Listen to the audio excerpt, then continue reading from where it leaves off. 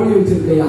ஆமா, பாருங்க, கர்த்தர் இந்த நாட்களில் இருந்து இந்த பகுதி மக்களுடைய வெள்ளாண்மையை, விவசாயங்களை, கால்நடைகளை கர்த்தர் ஆசீர்வதிக்கும்படியாக இந்த ஸ்தலத்திற்குள்ளே கலைகளை உண்டாக்கும்படியாக, பள்ளி கல்லூரிகளிலே படிக்கிற பிள்ளைகளுக்கு நன்றாய் ஞானத்திலே படிக்கும்படியாக, ஐயா இந்த ஆலயத்தை நோக்கி செய்கிற ஜெபங்களுக்கு கர்த்தருடைய கண்கள் எப்படி இருக்க போகிறது? திறந்தவைகளாக இருக்க முடிகிறது. முந்தின ஆலயத்தின் மகிமையை காட்டிலும் பிந்தின ஆலயத்தின் மகிமை எப்படி இருக்க வேண்டும்? பெரியதா இருக்க வேண்டும். நம்முடைய பிள்ளைகள் பெரிய பெரிய என்ஜினியர்ஸா, டாக்டர்ஸா, ஐயா தொழிலதிபர்களாக, ஐயா பெரிய பெரிய அரசியல்வாதிகளாக உருவாக வேண்டாமா? எப்படி ஐயா இந்த அடிமைத்தனத்தின் சங்கிலியை உடைப்பதற்காகத்தான் ஆண்டவர் என்ன செய்கிறார்? கல்வாரியிலே தன்னுடைய ஜீவனை என்ன செய்கிறார்? ஒப்புக் கொடுக்கிறார். ஒரு வசனம் கூட வாசிக்கலாம். யாத்ராகமத்தின் புத்தகம் 5ஆம் அதிகாரம் 18ஆம் வசனம். யாத்ராகமம் 5:18.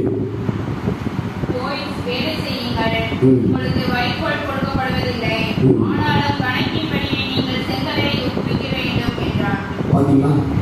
இது ஒரு கடுமையான ஒரு எகிப்தின் அடிமைத்தனம். ஆம், அடிமைத்தனத்தின் சங்கிலிகளுக்குள்ளே நாம் இருக்கிறோம்.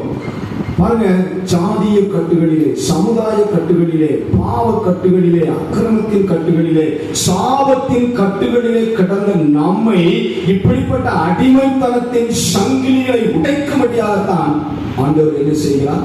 கல்வாரியிலே தன்னுடைய ஜீவனை என்ன செய்கிறார்? ஒப்பு கொடுக்கிறார்.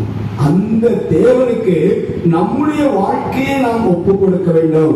கர்த்தருக்கென்று நம்முடைய வாழ்க்கையை ஒப்பு கொடுக்கும் பொழுது கர்த்தர் உன்னை என்ன செய்வாராம்? வாளாக்காமல் தலையாக்குவார். நீ கீழாகாமல் மேலாவார். எவ்வளவு பெரிய பாக்கியமா! உன் பிள்ளை வாளாகாம தலையா இருந்துச்சுன்னா எவ்வளவு பெரிய ஆசீர்வாதம் பாருங்க.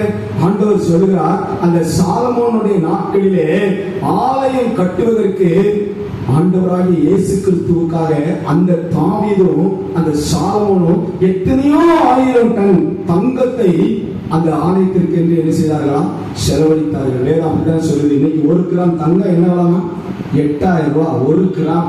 ஆமா, இன்னும் காலச்சக்கரம் போகும்பொழுது கண்ணாடிக்குள்ளதான் அந்த தங்கத்தை என்ன செய்ய முடியும் போல, பார்க்க முடியும் போல. அப்படிப்பட்டதான ஒரு சூழ்நிலை வந்து கொண்டிருக்கிறது. வலதுகைக்கும் இடதுகைக்கும் வித்தியாசம் தெரியாத ஒரு பெரிய பாவ கூட்டம், ஐயா பாவத்தின் பரிகாரி யாருன்னு தெரியவில்லாமல் வடக்குக்கும் தெற்குக்கும் கிழக்குக்கும் மேற்குக்கும் ஓடிக்கொண்டிருக்கிறது. அந்த ஜனங்களுக்காகத்தான் தன் ஜீவனை என்ன செய்கிறார்? ஒப்பு கொடுக்கிறார். மகா அலெக்சாண்டர் என்று சொல்லுகிற கிரேக்க நாட்டை மாசிடோனியா என்று சொல்லப்படுகிற ஒரு தலைநகரிலே ஆண்டு கொண்டிருக்கிறார். அவரும் ஆண்டவராகிய இயேசு கிறிஸ்துவை போல 33 வருடங்கள் இந்த உலகத்தில் என்ன செய்தார்?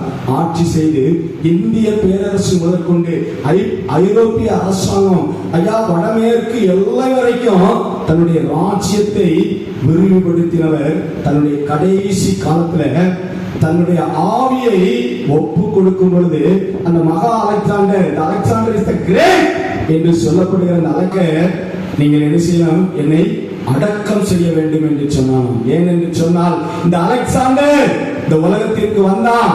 இந்த உலகத்தை விட்டு அவன் போகும் பொழுது ஒன்றையுமே கொண்டு போகல அப்படின்னு இந்த உலகத்துக்கு தெரியணும். இரண்டாவதாக, மருத்துவர்கள் என் சவப்பெட்டியை சுமக்க வேண்டும். மருத்துவர்கள் என் சவப்பெட்டி என்ன செய்ய வேண்டும்? சுமக்க வேண்டும். ஏனென்று சொன்னால், என் மரணத்தை இந்த உலகத்தில் இருந்து தள்ளி போடுவதற்கு இந்த மருத்துவர்களுக்கு வாய்ப்பில்லாமல் போய்விட்டது அப்படின்னு சொல்லி இந்த மருந்து மாத்திர மருத்துவம், ஐயா உங்களுடைய ஜீவனை என்ன செய்யாது? காப்பாற்றாது என்று சொல்லி இந்த ஊர் உலகம் அறிந்து கொள்ள வேண்டும். என் சவப்பெட்டிக்கு முன்பாக பொன் வெள்ளி நான் சம்பாதித்த ஆஸ்தி அந்தஸ்துகள் எல்லாவற்றையும் நீங்க தூக்கி எறிந்து கொண்டே வர வேண்டும் என்று சொல்லி 3 காரியங்களை சொன்னானாம். இதை கேட்டுக்கொண்டிருக்கிற என் தாய் திருச்சபையே, உலகத்திற்கு வந்தது முதல் உலகத்தை விட்டு போகும் வரை நீங்கள் எதையெல்லாம் பெற்றுக் கொண்டீர்களோ அவை ஒன்றை நாம் என்ன செய்ய முடியாது?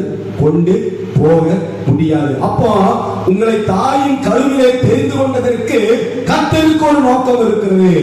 அந்த நோக்கத்தை நோக்கி நீங்கள் நடக்க வேண்டாமா? உங்கள் தாயின் வயிற்றிலே, உங்கள் கற்பத்திலே நீங்கள் பிறந்தது எதற்காக? இந்த திருச்சபைகளுக்குள்ளே கொண்டு வந்து சேர்த்தது எதற்காக ஐயா? கோடான கோடி மக்கள், ஆயிரம் ஆயிரம் மக்கள் இந்த கிராமத்தை சுற்றி இருக்கும் பொழுது நம்மை ஒரு சிறு கூட்டமாக, யாக்கோபு என்கிற ஒரு சின்ன பூச்சியாக, இஸ்ரவேல் என்கிற ஒரு சிறு கூட்டமாக இந்த இடத்திலே நம்மை கர்த்தர் நிறுத்தி இருக்கிறார் என்று சொன்னால், நம்மை கொண்டு வந்ததற்கு ஒரு நோக்கம் உண்டு, நம்மை கூட்டி சேர்த்ததற்கு ஒரு முகாந்திரம் உண்டு. அந்த முகாந்திரம் தான் நீங்கள் கர்த்தரிடத்திலே உங்களுடைய வாழ்க்கையை, உங்களுடைய ஆத்துமாவை ஒப்புக் கொடுக்க வேண்டிய ஒரு தருணம் இந்த இடத்திலே வந்திருக்கிறது. நாம் எழுந்து நிற்போமா? கர்த்தருடைய சமூகத்தை நேரி நிற்போமா?